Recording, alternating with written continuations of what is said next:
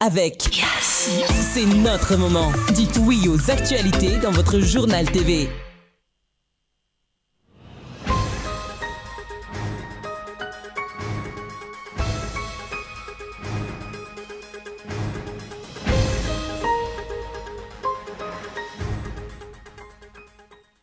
Ipetraka amin'ny mahateknisianina azy any mihoatra tsara ho an'ny teknisianina malagasy indrindra amin'ny fitantanan-dra-rahampanjakana ny Prime Ministre lehibe ny gouvernemanta araka ny fanioan-kiviny.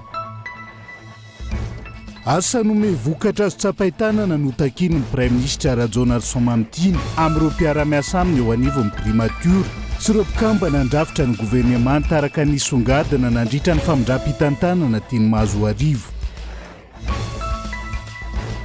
Tsy nanaiky soniny taratasy fa nesorana azy ny taleny fitantanan-draharaha sy arabolana andafy teo anivon'ny ACM. Niteraka fifamaliana teo amin'ny tale jeneraly sy ny tenan'izany teny Tsimbazaza ny maraina tio. Tsy nandeha araka ny tokony ho izy ny vozotry ny tetikasa ty travers tao Anosimboangy, distrika Anantsirabe faharoa commune Andranomanelatra. Maro tsy fahatomombana ny tetikasa na eo amin'ny lafin'ny fambolena na lafin'ny fiompiana. Anivelany manao tsindry amin'ny Chine sy ireo firenena Europiana piaradia amin'ny États-Unis ny filoha Amerikanina amin'ny fiambenana ny Détroit d'Ormuz izay iray amin'ireo toerana stratejika amin'ny fitaterana sy varotra solika maneran-tany ny any Cyprien ireo.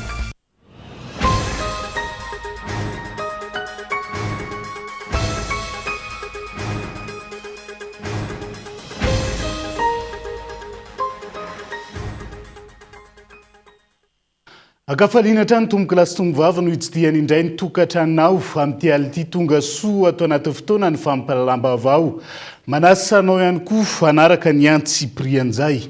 Matoa andatsoratra avy hatrany no ndeha hanokafana ny fiarahana. Nanamafy ny Prime Ministre lehibe ny gouvernemanta fa teknisianina ary hipetraka amin'ny mahateknisianina azy. Anome ohatra tsara ho an'ny teknisianina malagasy sy ny teknisianina teto amintsika izay natao hanjorom-bala ary tsy omena lanja hatrizay ka antony nanafaran'ireny teknisianina avy any ivelan'ireny. Matoa andatsoratra. Tsy tonga andrava fa tonga anorina hoy ny Prime Ministre vaovao taoriny ny famindram-pitantanana teo aminy sy ny Prime Ministre teo aloha Eritsalama Rajaonarivelo. Nambarany ihany koa fa ny politika ny fanavaozana no arahina dia nampiray ny malagasy manerana ny nosy izao tontolo izao. Tsy misy safidy afa-tsy ny fahombiazana hoy izy ka izay ara-iasa dia mila mahazo vokatra. Ny Prime Ministre izay nanamafy fa teknisianina tsy mbola tao anaty politika fa nandray ny asa tena politika amin'ny toerana misy azy. Fahintsika matetika ny fiteny hoe teknisianina izay isany ahitana betsaka an'izany eto Madagasikara. Izany hoe malagasy manana traikefa sy fahaiza-manao amina sehatra iray na maromaro. Ny olana matetika eto amintsika nefa dia ny hoe tsy nomena lanja izy ireny ary matetika voasakan'ny olana ara-politika sy ny tsy fampiny ny ara-pitaovana. Ny olona tena teknisianina matetika dia ilay olona tsy miova fomba fijery manoloana ny tanjona sy ny vinanapetrany. Ny teknisianina na miditra ao anaty rafitra politika aza dia hita sy tsapeny hatrany ny fananany izay traikefa, ny fanajany ny fitsipika ara-moraly sy ny fanarahan-dalanany izay. Ary izany no antony ny anarany nandaniany rondoa ka nahatonga azy ho mpiasam-panjakana, ho mpiasam-bahoaka. Olona tsy miora atsimbadiky ny fahefana omeny ny vahoaka azy ny teknisianina, ary olona tia miaino sy mandray ny hafa ihany koa ary tsy miova amin'izany. Misokatra amin'ny fifampidiniana, ny fifampiresahana, tsy manilika na iza ary koa tsy manao fijery mitanila na alako bika tsy tiako tarehy. Izany hoe ny olona teknisianina dia mijoro mandrakariva amin'ny fototra teknika ananany ary mahay mandresy lahatra amin'izany. Na izany aza, misy ary maro amin'ireo teknisianina malagasy no miala lavitra izay fomba fijery sy fomba fanao izay ka mivadika raha vao miditra amina sehatra politika, mivadika raha vao mahazo fahefana. Fa na inona ve sa ilay toerana sy ny fahefana no manova? Ny ainantsika teto zany any ka very ny fahatokisana ireo teknisianina malagasy. Porofon'izany miantso manam-pahaizana avy any ivelany sika, na ireo zavatra tokony ho vitan'ny samy malagasy aza dia iakinan-doha amin'ny hafa hatrany. Any ka sady lany voly sika kanefa tsy misy zavatra mandeha amin'ny laoniny. Vokatrizay ihany koa lasa anjorom-bala ireo teknisianina malagasy manam-pahaizana eto amintsika. Izy ireo izay mahafantatra tsara ny olana menjady eto amin'ny firenena.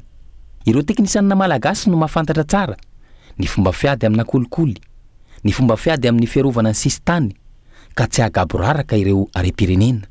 Ny teknisianina no mahafantatra ny olan'ny tantsaha, ny kolotsaina sy ny soatoavana malagasy. Ny teknisianina no mahafantatra ny olan'ny asa sy ny tsy fananana asa eto amintsika ary afaka mandroso vahaolana azo tsapahitanana amin'izany. Ekena fa ilaina ny fifanakalozana sy ny fizarana traikefa amin'ny hafa na avy any ivelany, saingy mino ve isika fa hovovany olana raha tsy omena sehatra ireo teknisianina malagasy.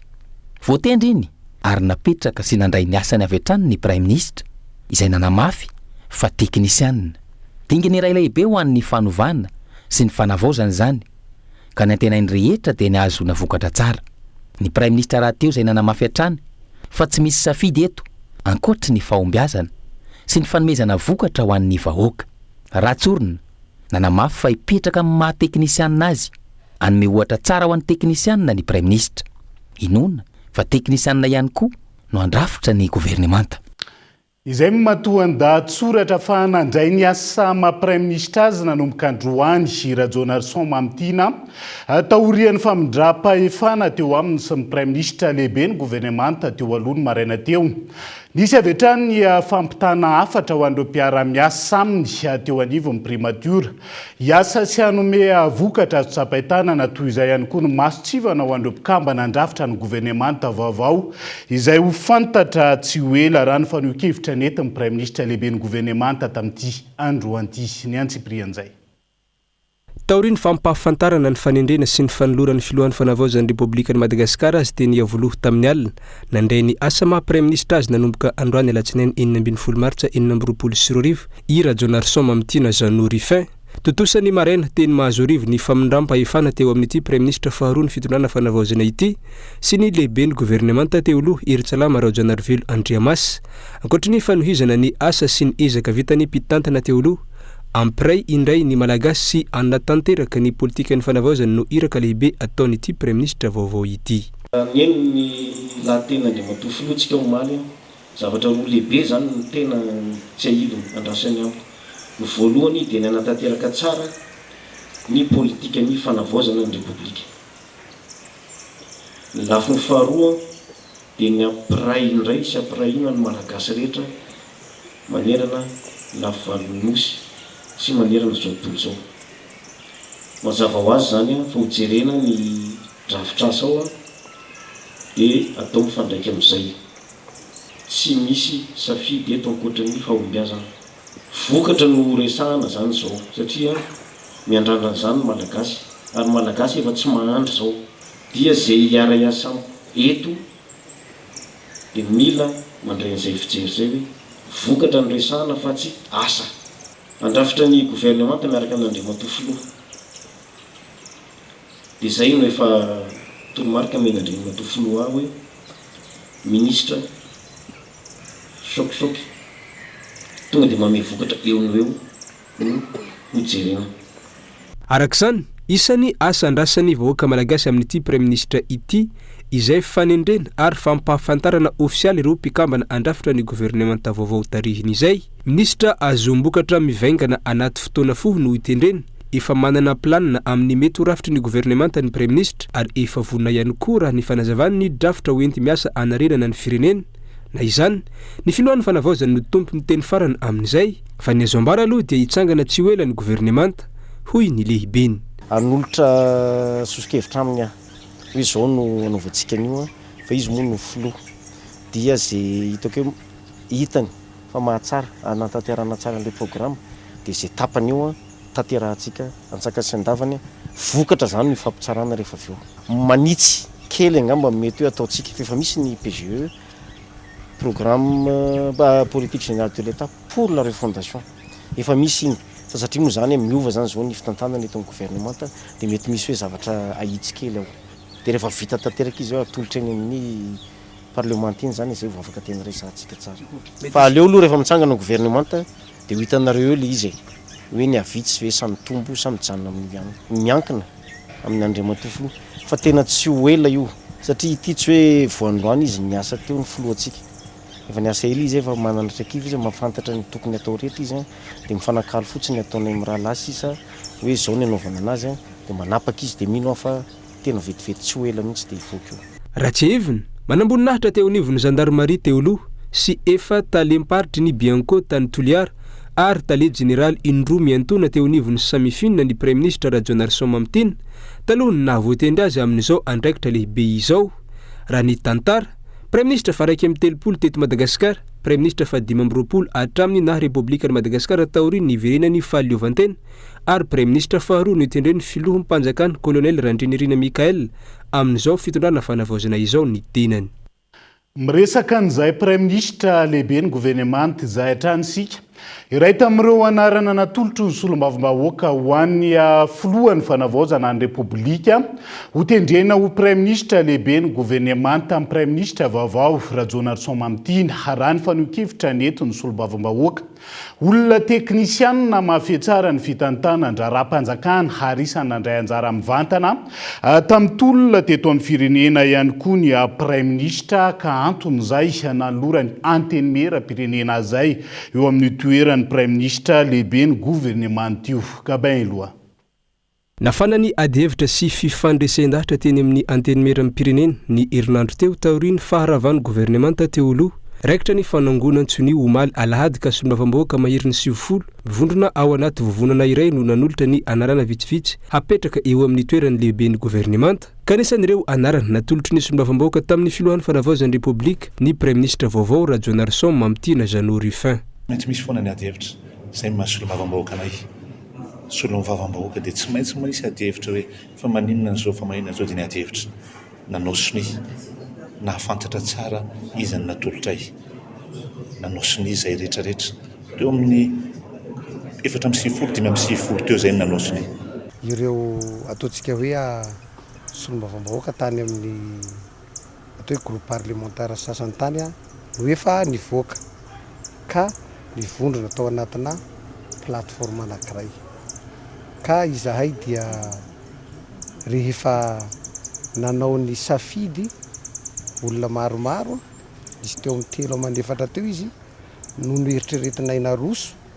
dia io ny safidin'ny filoham-pirenena. Nakataovina solombavam-bahoaka arak'izany ity fanendrena ity nakataovina satria mafeno ny fepetra teknisianina manana traikefa teo amin'ny sehatra maro teto an-tanindrazana na tato amin'ny continent Afrika zany ary teo amin'ny sehatra iraisam-pirenena raha ny fanazavana ambonin'izay tsy itoviny tamin'ireo anarana hafa izy dia nidina teny ankianjana andretra ireny tolon'ny fanovana ireny antony anohanany tanora mpitolona azy hoy ny fanazavana hatrany satria ny fampitakosina tamin'ny tanora ny premier ministre tamin'ireny fotoana ireny ka mahalala tsara ny olona ny tanora ho an'ny solombavam-bahoaka eo ny mahampitolona azy teny ankianja fa tsara toerana ipetraka eo amin'ny toerany lehibe ny gouvernement ny premier ministre Rajonarson Mamtina mpiasam-panjakana nanao ny asam-panjakana nandritra ny fitondrana ny fandimby fa tsy voaterina manimpitondra teo aloha raha ny fanazavana hatrany. Teny ankianja izy izay aloha lafina anankiray satria sarobidy loatra amintsika malagasy ny tolona natao tamin'ny volana oktobra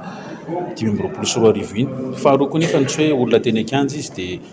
omendrika ao atao premier ministre tsy ny olona rehetra teny ankianja satria andraikitra goavana loatra ny premier ministre zany fa nefa kosa manamboninahitra ambony azy tao amin'ny gendarmerie dia izy koa dia administrateur civil amin'ny mampiasa-panjakana azy teo aloha zany dia mazava ho azy izy niasa izy tao anatin'ireo fitondrana tany aloha tsy midika nefa zany hoe araka ilay fomba hoe forongony izy dia vonona hitondra ny resaka olany tanora amin'ny tsy fananana asa fola fotoana ary misy mpanaovina azy dia resaka fifidiana sy fampiraisana sy fanavaozana kanefa efa nibitsika izy fa hojerena manokana ny afahana manao insertion à la vie économique des jeunes dia izay zavatra izay zany izay no antony hanohanana azy. Ary fatatsika hoe ny gouvernement teo aloha nanao naintso zavatra ihany satria ny olana ara-tsosialy maromaro raha tsy teny fotsiny ao fianany délestage fanamboarana ny lalana fitombony karaman'mpiasa ao anatin'izay zavatra fa ny olona mitaky speed mitaky vitesse bebe kokoa zany izy ao anatin'izay zavatra izay.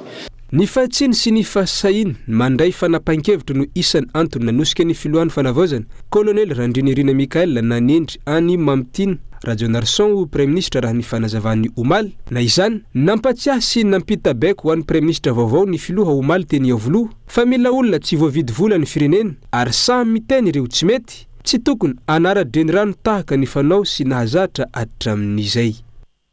Zay zany lasy Rajonarvelo dia tonga ihany koa Rajonarson eo amin'izay toerany Prime Ministre lehibe ny gouvernemanta izay. Fa tsy nanaikana soniny taratasy fanesorana azy ny taleny fitantanandra rasy arabolana andafy teo anivon'ny ACM na ny Aviation Civile de Madagascar.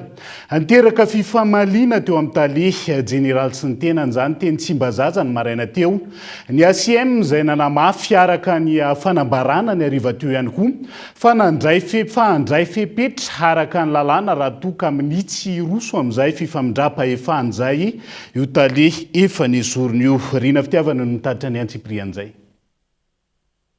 Raikitra ny fifamaliana teo amin'ny tale général ny ACM, Rakoto Arso Albon sy ny tale ny fitantanandrara sy arabolana ny DAF, Rajonarvelo Brisola teny Tsimbazaza ny maraina teo, tokony tamin'ny sivora. Antony, nasa ny tale général anao soniny taratasy fanalana azy ny tale général ny fitantanandrara sy ny arabola, saingy tsy nentina anao soniny tenany ka niteraka fifandirana teo amin'ny rotonta. Ny tale général ny ACM izay nilaza fa efa nisorona tamin'ny 9 janoary teo tale ny fitantanandrara sy arabola io. Nilaza ankilany ity tale ny fitantanandrara sy arabola ity fa tsy manara-dalàna ny taratasy fa nisorana azy. Natao sitraponao hatramin'ny voalohany ka farany misy lalàna. Dia ny ACM manao miteny iny lalàna. Tsy voatery fiara io aiza ino afahana mamoaka ny tsy voatery fiara ino ny afahanao tsy mamoaka ny zay baiko fa tsy sainga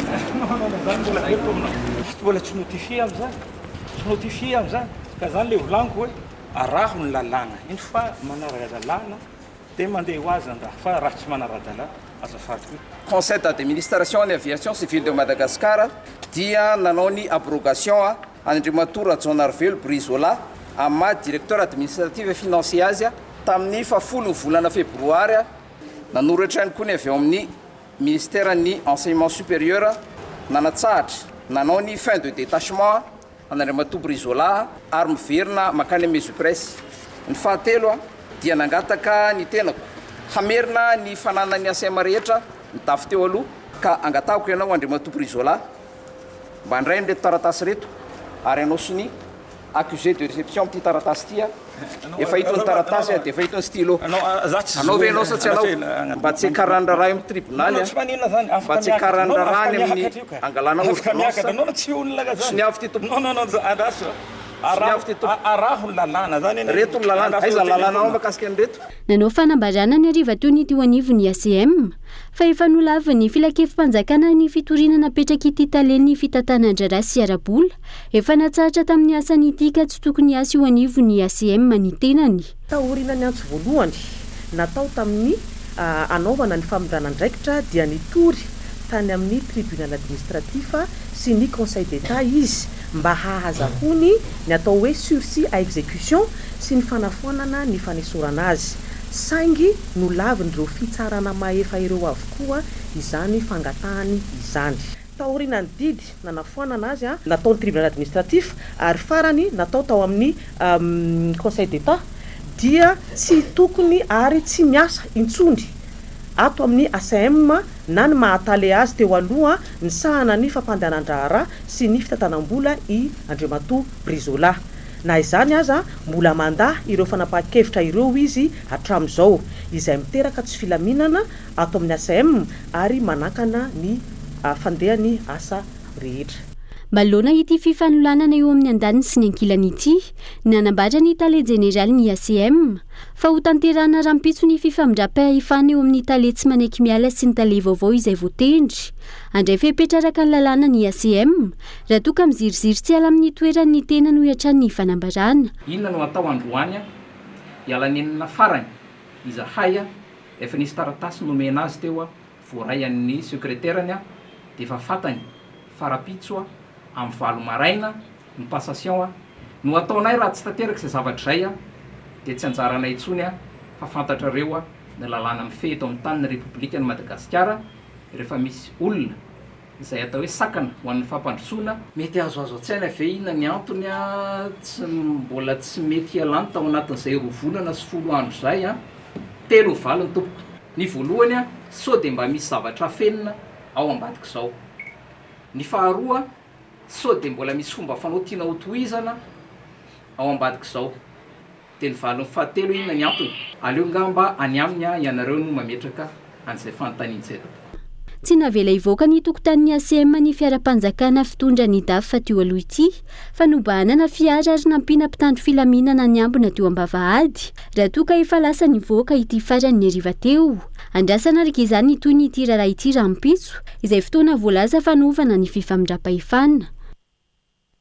Arak'izay natsidika tao anatiny ny fanadiadiana iny Rapitso no ahafantarana izay toy ny raharaha eo anivony ACM zay ary izana hotatenina miandalana ato anatiny fampahalalam-baovao hatrany. Fa misy mandrahony ireo mpiasa eo anivony Croix nanton'ny Université an'Antananarivo raha ny fanambarana izay nataon'izy ireo tamin'ity androany ity. Misy andian'olona efa tsy mpianatra intsony tsy manaiky ny ala amin'ireo trano natokana ho an'ny mpianatra ka manao ny fomba rehetra tsy isiny ny fanadiovana araka ny lalàna eny an-toerana ankehitriny. Honina saina. Nivoaka tamin'ny fahanginana ireo mpiasa eo anivon'ny Croix na ny ivotoerana misana ny fitantanana ny toeram-ponenan'ny mpianatra eo anivon'ny Université Antananarivo ka nanao fanambarana tamin'ity androany ity. Antony izany ny fandrahonana sy raha matahora ataon'ireo efa tsy mpianatra intsony sy andian'olona voakarama tsy manaiky ny sy ny fanadiovana sy fampiarana ny lalàna amin'ireo trano fonenan'ireo mpianatra. Manodidina ny 507 avy amin'ny lafivalon'ny nosy no mipetraka anatin'ny cité 7 amin'ny asa izay andraketanay. Indraindray nefa dia misy olona vitsivitsy manohitona ny fanatanterahana izany asanay izany. Mafy aminay izany miala ny tokantranonay ka borao mifantsika miampy fandrahonana no mitsena eny amin'ny toeram-piasana izay anatanterahana ny asanay. Ka noho izany dia angatahanay ny fiverenana amin'ny fanaran-dalàna amin'izao andron'ny fanavaozana izao mba hitandrona ny filaminana sy ny fandriam-pahalemana ahafahanay manatanteraka ny asanay anatin'ny fitoniana sy ny filamin-tsaina. Tianay ho marina fa ny tena mpianatra ara-dalàna monina ety amin'ny cité na eny amin'ny cité dia tsy ahitanay olana fa matetika dia ny olona avy any ivelany sy efa tsy mpianatra intsony mahatonga savorivory sy korotana eny na ety amin'ny toeram-ponenan'ny mpianatra izay natanterahana ny asanay. Miaina anatin'ny tahotra sy horohoro hatrany izahay ao anatin'izany fanatanteranay ny asanay izany. Atidiny rehetra no manao izay ampirindra ny fiarahamonina anatin'ny fanarahan-dalàna raha ny fanazavana hatrany antony antson'ny mpiasan'ny Croix fiara-mientana manomboka amin'ny fanjakana foibe hatramin'ny isambatan'olona ho fampanjakana ny tany tan-dalàna. Ny andraketantsika ny hirahira tika ny tandalana eny hanavao tika raha hanavao amin'ny tsara izahay ataony vonin-Croix savorovoro roa setry ay aieva ifandrosoagny italiliany tika ny mbeombeo aieva tia faraty asa ay toy pianatsy fa tsy pianatra ny orangahy ry mamantsiky ty borao ay. Misy olo avy amin'ny fitondrana teo aloha magnarama magnome adrala indaty izazaby hinany aby migreve eo reo tsy ndaty pianatra ny ty sasa am'ireo na ny mpianatra mipetraky amin'ny tranony aza korotanin'ireo mpianatra reo avoakany ao anavin'izany trano zany satria mba hazahoan'ny tombotsoany hazahoan'ny vola satria ireo fa zatsy mivarotsy cité. Fanadiovana no atao fampiarana ny lalàna no hirosoana ary tokana ny tanjona ny mpianatra mbola manohy ny fianarany araky ny fepetra efa voafaritra trena-piandohana ihany no monina amin'ireo cité universitaire. Tsy mpianatra teo aloha na olona efa miasa mbola mipody toerana. Tsy mora ny asa fa tsy maintsy hirosoana ho ireto mpiasan'ny Croix ireto. Izy ireo izay resy lahatra fa mila manara-dalàna isiny ny fandrosoana fa tsy miandry fandrosoana vao anara-dalàna. Miresaka an'izay tontolo ny fampianarana izay hatrany sika manome 7 ora ny tompon'andraikitra anala ny taletsekoly ao amin'ny CEG Betsy mitatatra 17 hektara avaratra andrefany ireo mpampianatra Panabe Pandrara sy ireo mpianatra amin'izao fotoana izao. Raha tsy miala amin'ny toerany taletsekoly aorian'izay fepotona izay miato mandritra ny fotoana tsy voafaritra ny fampianarana raha ny fanazavana tamin'ity androany ity. Daniela Minorso.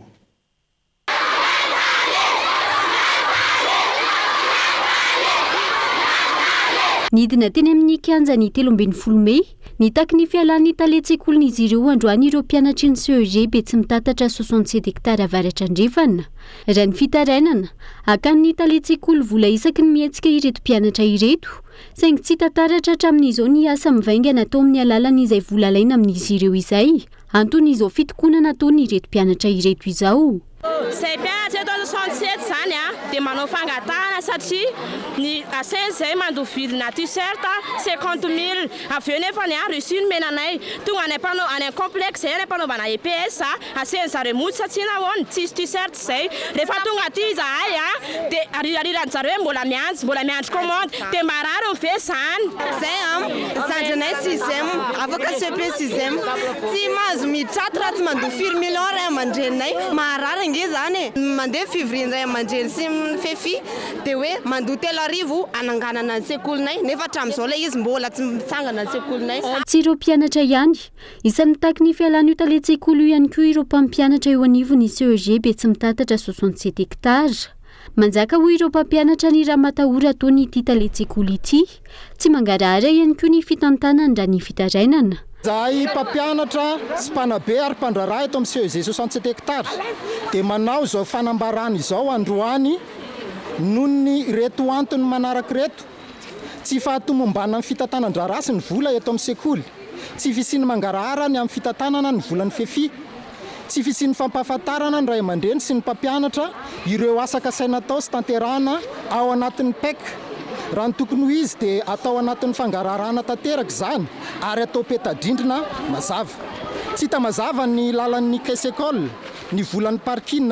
ny buvette ary ny tatitra tsy ara-dalàna nomena ny ray aman-drenin'ny mpianatra mitombo isa-taona ny isan'ny mpianatra sy ny vola alohan'ny ray aman-drenin'ny mpianatra tsy mifanaraka amin'ny fotodrafitrasa nefa ny zavatra hita eto amin'ny CEG 67 hektara ohatra ny table banc, salle de classe ny fitaovana ampiasaina ny anatin'ny salle de classe ankilany ny lanja sora-baventy teo anolohan'ny ministera ny fanabeazam-pirenena ihany koa mitaky ny fanafoanana ny fakana vola isaky ny mihetsika amin'ny ray aman-drenin'ny mpianatra ny fivondrona be ny fikambana ny ray aman-drenin'ny mpianatra na ny FIBEFRAM mandroany izy ireo izay nanamafy ihany koa ny tokony hijerena akaiky izay minisitra ho apetraka eo mba ho tena teknisianina avany tena olana eo anivony fanabeazana raha antsika mahita angamba va ny ray aman-drenin'ny mpianatra dia misy fitakiana vola atao amin'ny ray aman-drenin'ny mpianatra ny tena mpitaona raha tsy laza ohatra tsika amin'ny fanaovana kopia ny visite médicale ihany koa amin'izao dia lasa akana vola ny ray aman-drenin'ny mpianatra ny amin'izany zavatra izany dia zany dia raha antsika mahita fa sahirana ny ray aman-drenin'ny mpianatra amin'izao dia lavina marin-drano ny fitakiana vola amin'ny ray aman-drenin'ny mpianatra akoatra ny saram-pianarana zay saram-pianarana zay raha antsika malala ny lalam-panorenantsika ao anatin'ny 420 dia milaza mazava ary hoe maimaimpona ny fanabeazana ho an'ny zaza malagasy ka zany ihany koa dia anisan'ny zavatra takinay ary angatahanay amin'Andriamatoa filohan'ny fanavozana ny mba hijerena manokana an'izany ary hanomezana ministra afaka manatanteraka izany voalaza lalam-panorenana izany iato ny fampianarana raha tsy mivaly ao anatin'ny 27 ora fe-potoana nomeny ireo mpampianatra sy mpianatra eo anivon'ny CEG be tsy mitatatra 67 hektara ny fanesorana ny taletsekoly eo anivony ity sekolim-panjakana ity andrasana araka izany izay mety ho toy ny ity raharaha mampifanolana ny taletsekoly sy ireo mpampianatra ary ireo mpianatra ity resaka mpitolona sy ny tsy mpitolona zao ny malaza eto amin'ny firenena reny ihany koa zany ny mpianatra rehefa mpitolona ao anatin'izay fitakiana samihafa zay fa zay ihany koa no entsika misentry vetivety ao anaty doka fohy mbola maro ny fanadiadiana fa vao misongadina mbola hoentina aminao rehefa avy eo sy fanotionan'izay ny tetikasa titre vert ny Anosimboanga Andranomanelatra district Antsirabe faharoa eo ihany koa ny zanam-pandarana hita sy re iresahana an'ireny karazana lalao samihafa toy ny dôme, ludo sy ny sisa loka vesa fialamboly ao anatin'ny tapany faharoa fampahalalam-baovao no amalitsika mahakasika izay aza misaraka aminay ary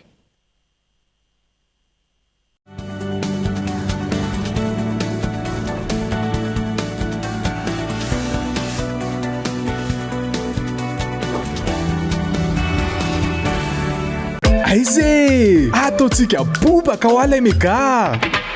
vava OP Yellow 2500 misy data 2,4 giga isurfena milaminy 1,2 giga manakerin'ny tontolo andro ary 1,2 giga ampiasaina manomboka amin'ny 10 real hatramin'ny 9 ora maraina ny vidiny 2500 ariary montsy dia kife ho aingana ny Yellow 2500 tsindriony dièse 322 étoile 69 dièse na midi ram super app Yas et moi. Yes.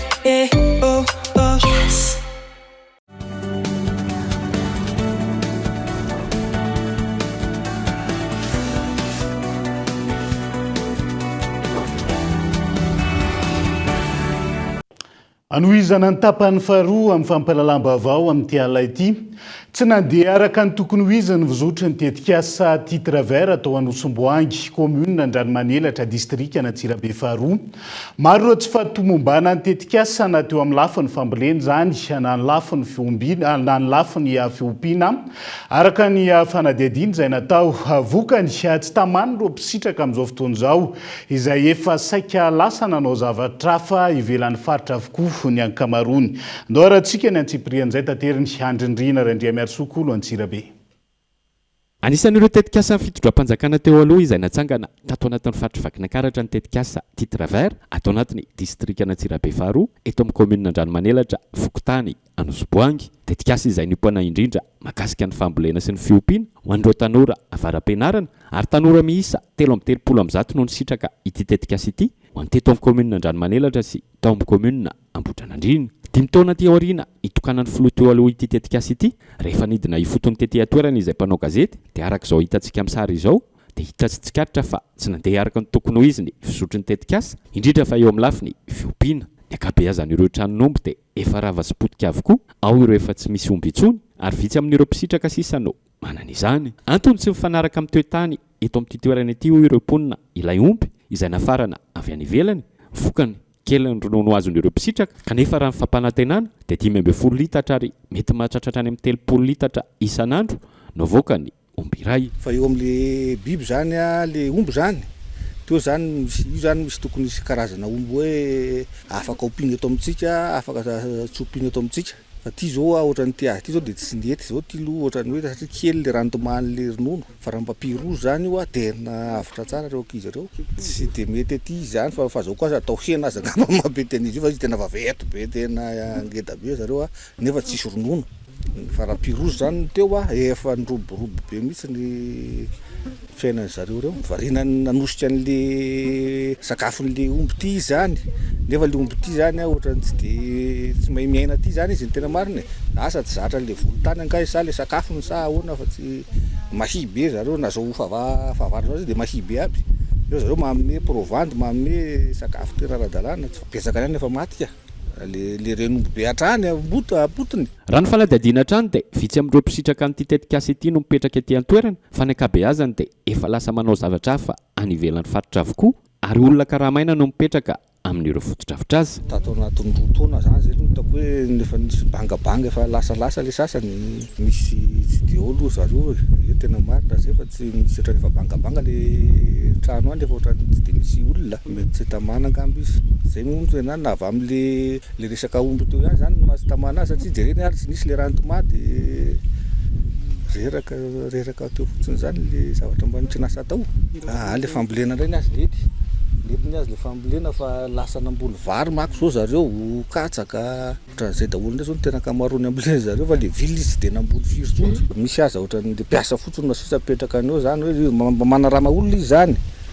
de eny sisa eo fa mety izy nga mety mitsaramany Antsirabe ohatr' zany de any Antananarivo zao ny tompony ndraika de ndraika any Antsirabe satria trano zany ro ndrasina hita mandalo izy ny makety any izy fa mandalondalo fa mambolana izy vo mandalo kely ety aminay ety efa mipetraka tety any zareo fa rehefa any izy zany de lasa nakany ananana kely any tsy efa de nitady olo izy zany mbo anany fa hoe tady anina ny ivelany ananana ndray izy io tsy mandefa ny zavatra atao any zany de nay mikarakara sy mamahana fotsiny eo amin'ny lafiny tsy fandriam-pahalemana dia manjaka ny alabotry ety an-toerana eo ihany koa ny fangalarana ireny taroby mitondra herinaratra ny orinasa jirama ireny kanaovan'ireo mponina antsoava amin'ireo tompon'andraikitra makasika io alatra taroby io izay niteraka fahatapahan-jiro teto amin'ity Fokotany ity efa naharitra amam-bolana maromaro katsaka ny akoho vakitranona akoho zay zao tena malaza be raha ety aminay ety alainy tena vakiny trano dia alainy efa tena nisy tena manodidina eo anana rehetrarehetra reo tena efa voaby fa ty le mpangalatra fil ty ny tena mamely mpangalatra omby zany tsy nisy zany voajakaingana izy ny tena nangalatra an'le fil le nalany aloha le tatehan'ity vodina anina ty manko nisy ohatran'le fandrobaratra de ilonona lany zala voalohany nalany aby ohatran'ny laniny aby iny a lasa am'izay sy niditra ty am'le ambony aty am'le fil zay ny tena mba nahagaga hoe ahoana ve tonga hoe olona manam-pahaizana ve makatoza raha olona anina tsy mahazoazo ko aloha nefa tsy fantatra tsona satria tsy hita ary tsy karitra araka izany fa tsy nandeha araky ny tokony ho izy ity tetikasa ty travers izay tetikasany fitroam-panjakana teo aloha ity izay natokana ho an'ireo tanora avaram-pianarana misehatra eo amin'ny lafiny fambolena sy ny fiompiana. Mitombo hatrany ireo olona mitangorona eto sy eroa manao reny karazan-dalao samihafa toy ny karatra, domino sy ny ludo reny ankehitriny. Ao ny manao azo fialam-boly fa maro ihany koa ireo manao azo loka hitadiavam-boly. Mahakasika izay indray no entina aminao anatin'ny zanam-pandaharana hita sy re amin'ity andro anty Entsora Soarimalala.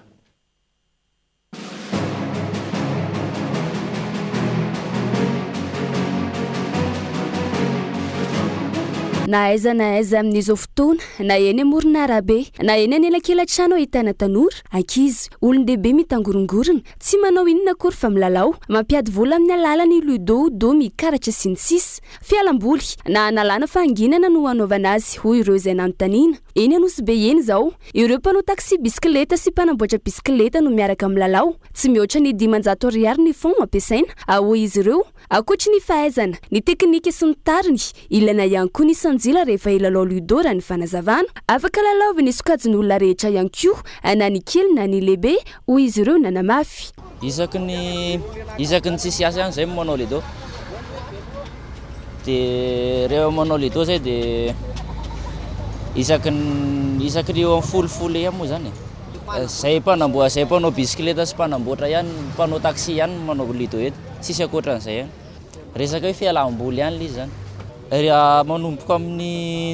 manomboka eo amin'ny 500 eo moa zany de 500 de 300 ihany no foanay ary resaka hoe pary sanjila koa moa zany izy ty satria lizy raha ohatra misy zao reto tsy mamoaka enina de zay moa tonga lizy tsy tafavoaka mihitsy raha tsy misy an'izay misy ketrika ihany moa zany lizy fa misy ketrika ihany izy rehefa tafavoaka daholo fa raha vao tsy mivoaka de la tsisy ale moa zany tokony hoe rehefa mivoaka zany lizy de ho an'ny olona rehetra ihany satria lizy matoa mivoaka anaty telefona de ho an'ankizy kely na olon-dehibe de tsy maintsy manao an'lizy daholo lefa tsy sarotiny ireo mpitandro filaminana rehefa eny amin'ny toerana mazava no anaovana ludo hoy izy ireo tsy toy ny eny anelakelan-trano misy amin'ireo mpivarotra ihany koa rehefa tsy misy ny tsena de manao ludo miandriandry karama araky ny fomba filazan'izy ireo rehefa tsy skill mihitsy aloha manamboatra bisikileta de milalao eo zay mirahalahy ohatra de misy le taxi bisikileta mamanapinapy anay milalao eo de ohatra hoe misy tonga vamy manamboatra bisikileta de afaka janona aloha de manamboatra le bisikileta ndray aloha tsy izy zany tsy hoe mandany fotoana lisy ohatrany hoe mialaala voly miandriandry karama fotoana zao ohatrany maraina sy hariva zao be de be mpanamboatra le bisikileta de rehefa fotoana le folofolo ohatr' zao paviny amin'ny roroa makany tsisy mihitsy de zay mahatonga anay mba milalina aloha kely misy ihany fa tsy taitaika kely zany tonga eo tsy izy fa 500 ihany 500 arety efa manaitaina karaha mety le zavatra tsy pinina amin'ny 500 sy 5000 de ahoana moa ny anaovanao fo 10,000 amin'izany eo 500 zao manapina bisikileta de 5000 de zay ny tsipitsipiny eto de 10,000 no ataonao tsy ny ludo ihany fa maro mpankafy ihany koa ny domy ho an'ny sasany amin'izy ireo miandry asa izany hoe mandra-pahisy asa ho atao no milalao izy ireo no sady miala voly ihany koa tsy voatery misy fon fa ny fiarahana amin'ny lalao de efa zava-dehibe miandry asa zay de misy asa de ravy ndao any ihany tegna milalao any tsisy atao de tsy maintsy manala azy amin'ity eto aloha rehefa miasa maty rehefa miasa de vao milalao eto rehefa tsy miasa de mody kilalao tsisy tonga fa kilalao miasa dolo zay eto tigna moa misy anina fa ohatra mampiadipiady maso fotsiny hoe de fisy zay akoatra ny fiarahana amin'ny namana fialamboly sy ny sisy toy ny zavatra rehetra misy maharatsy azy ihany koa ny fitangoningoronana mampiady vola na miloka araky ny filazan'ny olona sasany eny rehetra eny raha ny feona-kevitra ireto olom-pirenena ireto mitarika amin'ny ratsy ny zava-misy tahaka izao lasa mampitangorona mpangalatra sy mampianadraty sy ankizy. Fahitako azy manokana kaloha dia amiko manokana tsy mety le izy satria mitarika ho amin'ny olona amoratsy tokoa le izy. Tsy hoe le asany tsy misy fa afaka miezaka foana mitady zavatra atao. Ny asa be dia be afaka atao fa raha hoe hitarika amin'ny olona ho an'ny ratsy kosa kaloha izy dia za tsy resy lahatra hoe reny no atao hoe fialam-boly na hoe fidiram-bola manokana ho an'ny sasany kaloha dia hoe tena io mihitsy ny anazy. Ny velomany tena mahita tahaka ny lido, le vitsivitsika reny le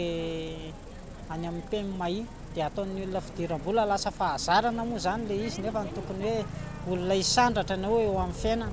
tokony hitsangana amin'ny maha-olombelona ianao zany dia ohatrany hoe manimbasimba le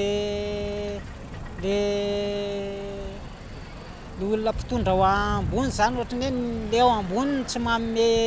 hevitra ho amin'ny malalaka ho an'le mpiasa tokony hivelona nefa ny zavatra atao be dia be mampitangorona ny mpangalatra rehefa tsy fidiny dia ohatrany hoe mitarika ho an'ny zaza madinika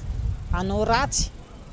dia io ny velomana rehetrarehetra tsisy akanavatra na karatra na lido ninona rehefa loka zany dia tsy mety amiko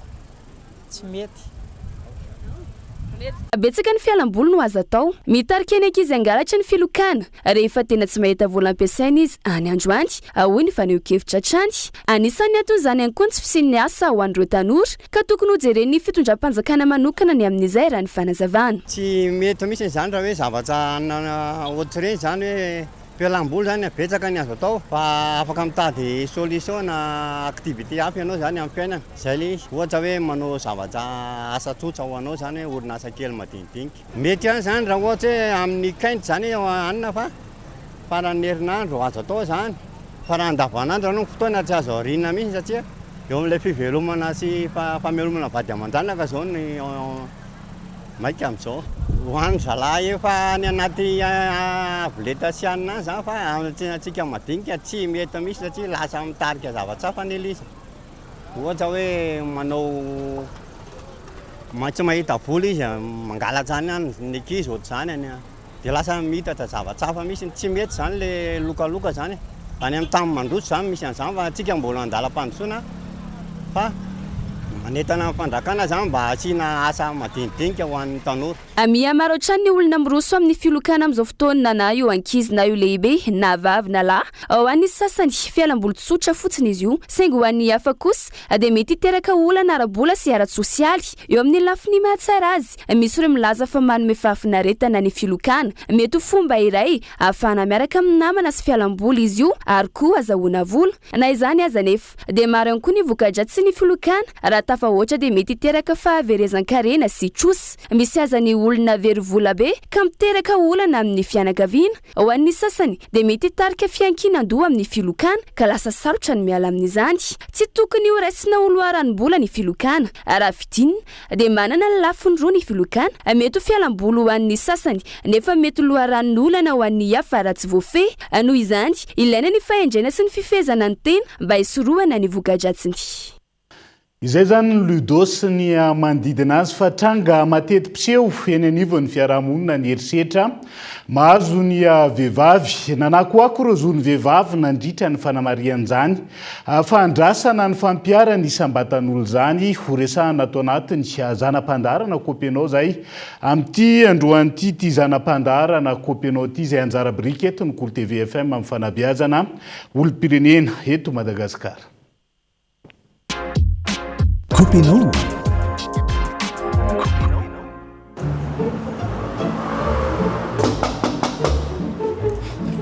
aiza ka izandray raha le viendrana iny tena vehivaviko toto tsisy ilana azy sy ariko fa tiany indanga fa tsisy ilako roneny tsy hita hoe inona zao mbola tsy mamahy any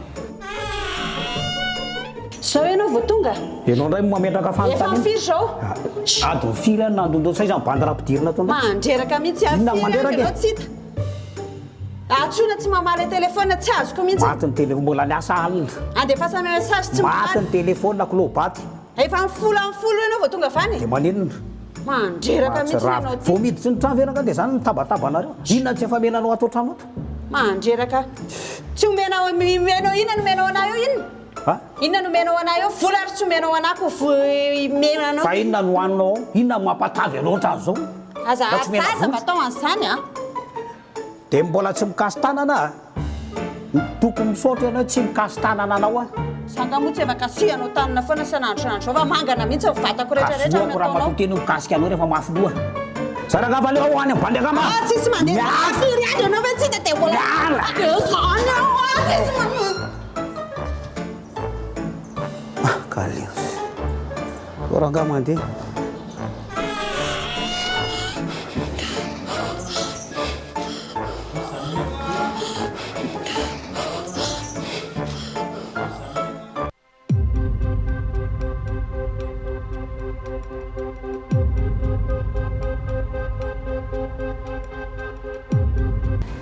faiza ihany ary efa firy zao mandreraka mihitsy ka tsy tiako mihitsy ny ale miandryandry elabe ohatry zao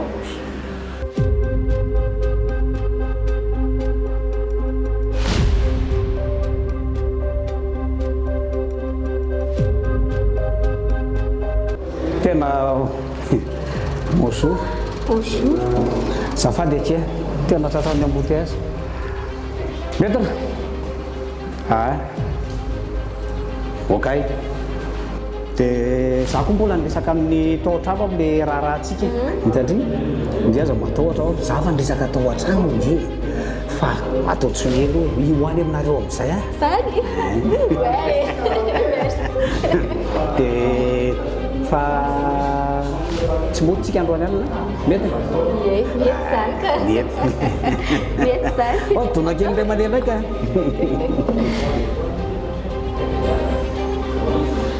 fa ahoana zao aiza zany ty ambady akama fa izy ka aloha nentoana io nento ahoana dany ianao mandeha nento fa matsy ravina ka andeha hoe za nento hoe tsy mahalala teny kasy firy andro ianao zay tsy nody a dia zao dia mitondra vehivavy aty indray nataonao ho any ambady akama ho any ambady akama nefa ny ay mitondra vehivavy aty nataonao sao dia mba tsy rariny zao ataonao zao e olona tsy tsy fantatra mangina koa tena fa vadiko io e ohatray tosandraina aina nina ty amin'ny vehivavy aty fotsiny vola asa ianao mandeha za tsy manambady ianao zany za tsy mena vola ao an-trano iza moa tokony hitatavola ao an-trano ao zao sy fa kely zao nandalina ny andro olona anataka ny volanao fotsiny tsisy raha aninona aninona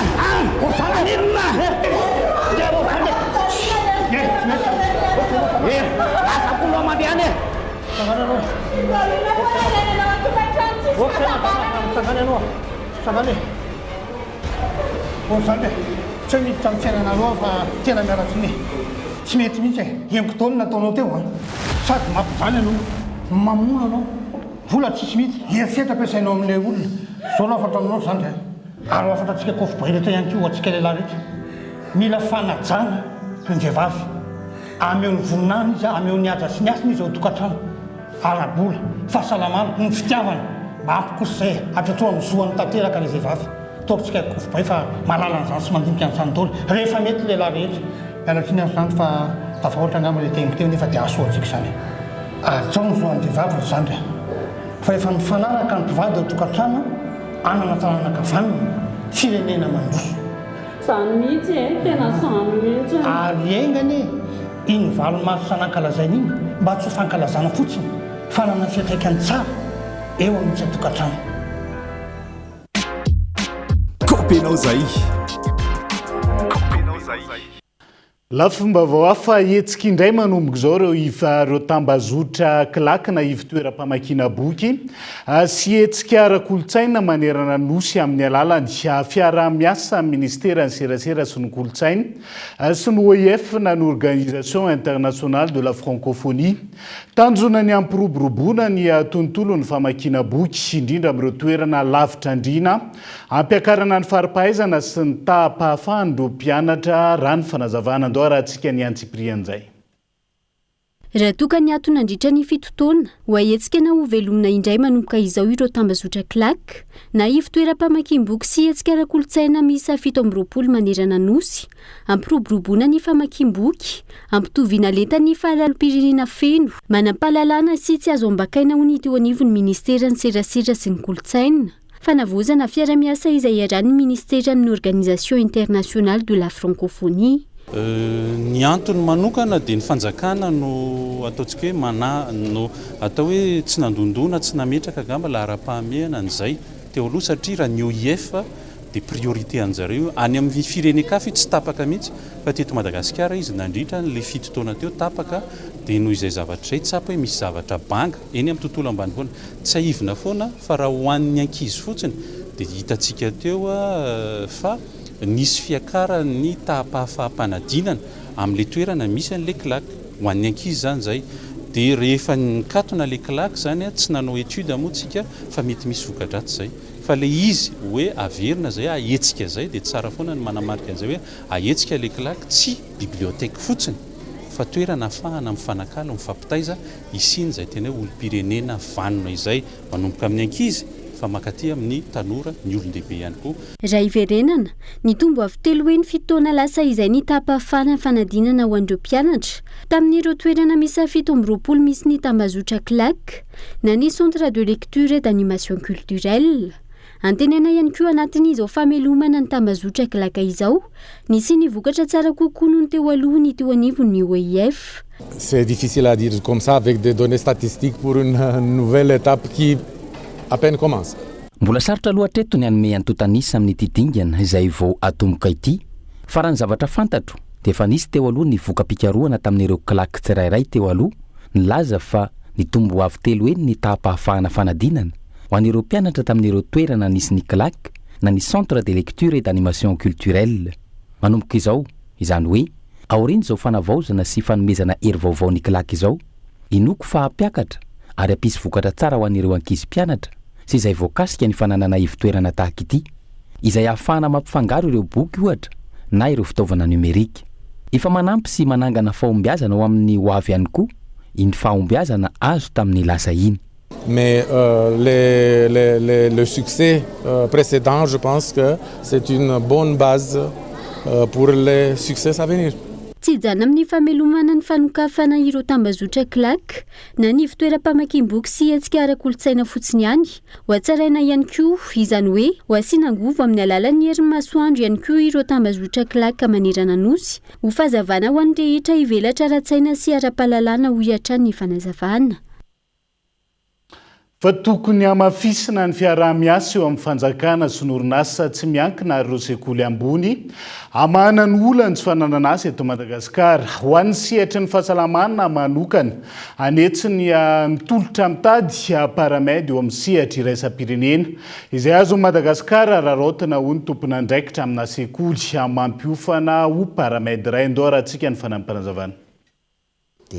Chômage de masse na hoe ny tsy fananana asa amin'ny lalabe mandry chômage intellectuel zany hoe tsy fananana asa amin'ireo mpianatra na vita fianarana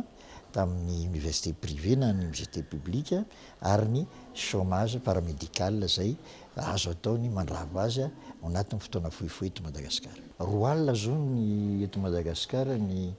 miasa amin'ny antsoina hoe bénévole ny amin'ireny asa mpanjakana isan-karazany ireny roa arivo ny mpianatra amin'ny antsoina hoe école paramédicale publique na hoe IFIRP mbola tsy nahazo poste amin'izao fotoana izao fa ny tolotra asa iraisam-pirenena tonga amin'ny tompon'andraikitra isan'ny ambaratongany amin'izao fotoana izao dia amanetsiny. Efa nisy koa ny fampitomboana ny fidirana anatin'ny fonction publique dia amin'izao fotoana izao misy fifanantonana be dia be ataony antsoina hoe association nationale des instituts paramédicaux privé ra Madagasikara mifampiraraha amin'ny asa amin'ny antsoina hoe projet. Ireo vaovao nisongadina natao amin'ny page Facebook ny vaovaon'nkolo indray no andao arahantsika vetivety. Santionany amin'ireo vaovao misongadina navoaka ny page Facebook ny vaovaon'ny Kolo TV androany. Isan'ny antony nanendreny filohan'ny fanavozana ny Praiministra Mamitine Razonarson ny fanapakevitra andrasiny ity farany tamin'ny fametram-pialany rehefa niarany tsindry nataona manambonahitra iray tamin'ny androny ity tezamedy izy raha ny fanambarana nataon'ny filoha kolonely Randrianirina Mikaela Omaly nandritry ny fanendrena azy dia ny avloha. Mitaky vokatra aingana sy mivaingana amin'ny Praiministra vaovao ny filohan'ny fanavozana sy ny Malagasy. Tsy misy zavatra iova eto Madagasikara raha olona anara-drendrano amin'ny politika efa mahazatra teo aloha no mipetraka eo amin'ny toeran'ny Praiministra hoy ny filoha. Taky ny filohan'ny fanavozana ihany koa ny fanohizan'ny Praiministra Mamitine Razonarson ny fahitsiana izay efa nasehony teo amin'ny sehatry ny ady amin'ny kolikoly. Mila olona mahitsy sy tsy voavidim-bola ny firenena hoy hatrany ny filohan'ny fanavozana. Tranga mpiara-monina ny aliny zoma 13 Martsa 2020 tokony ho tamin'ny 112 alina. Tokony ho tamin'ny 112 alina izy dimla noho ny kasahidy trantsokosoko tao amin'ny faritry ny Masoivony Chine Eninansan. Nampandreny polisy ny CSP 8 analamahitsy aingana ireo mpiambina. Efa voasambotra izy dimralary nentina ao amin'ny biraon'ny polisy komisaria CSP 8 analamahitsy izy ireo atao famitorana alohan'ny anolorana azy ireo eny amin'ny fampanoavana. Zazavavy kely voateraka iray no nisy nanary teny avaratsena mahitsy androany maraina. Mbola velonena somatsara ity zaza ity, masera eny antoerana no nandray antanana ny fikarakarana io zaza io. Ankoatry ny fizarana sakafo tsy misy fiatrona, efa niverina ny fizarana lela vola sy ny asa atakalo vola amin'izao fotoana. Lahara-pamiana amin'izany ireo zoky olona marefo, ireo sembana rabatana, ireo olona manana aretina, tokatena, mitaiza zaza sy ireo sokajin'olona marefo hafa araky ny masotsivana apetraka ireo mpamady vola. Tokatrano mandidina ny 7 sy 1 alina tao anatin'ny distrika ny Toamasina voaloha no efa nisitraka ilay vola izay mandidina ny 7 alina sy 2 hetsy ariary ny farany herinandro teo avy amin'ny FID na ny Fonds d'invention pour le développement. Miisa 20 sy 3 kosa ireo tokatrano nisitraka asa atakalo vola na ny argent contre le travail amin'ny alalan'ny fanadiovana ny tanàna. Ito izany ary sitraka ihany koa ny pon'ny distrika ny Toamasina faharoa hoy ny fanazavana. Notanterana ny zoma 13 Martsa lasa teo tao Nosbe ny lanonana fanombohana tamin'ny fomba ofisialy ny fampiasana ny sambo postaly. Detika sahintiny positra malagasy anatsarana ny tolotra fandefasana sy fitaterana ho an'ny vahoaka sy ny mpandrara. Sambo postaly natao hanamarika dingana vaovao eo amin'ny fanitarana sy fanavozana ny tolotra omeny ny positra malagasy. Mikasika ny toy ny ady ao Moyen-Orient, raha mbola velona ity mpamono ankizy ity dia ho tadiavinay ary ovononay amin'ny herinay rehetra ho ny gardien de la révolution iraniana Omaly Al-Ahady raha nandrahona mivantana ny Praiministra Israeliana. Fanampin'izay, voadarika bomba ny Masoivony États-Unis ao Bagdad ao Irak ny sabotsy lasa teo. Ny antso ireo teratany Amerikanina ny Masoivony izy ireo mba hiala avy hatrany ao Irak. Nilaza ny ministry ny raharaham-bahiny iraniana fa ho kendren'izy ireo avokoa ireo tobo miaramila Amerikanina amin'ny firenena Arabo manodidina azy. Andaniny ny antso an'i Japon, France ary Royaume-Uni ny filoha Amerikanina mba hiambina ny faritra tafian'i Iran. Nampitandrina kosa ny fitifarany ny mba tsy hitsabahana ireo firenena ireo amin'izao fifandonana izao tsy hitarany ady. Dia izay ihany koa no entina manakatona ny fiarahana amin'ity ality anaiza misy anao ankasitrahany ianao nanaraka ny fampalalam-baovao hatramin'ny farany. Mandra-pitafa ao amin'ny rapitondray ary veloma toboka.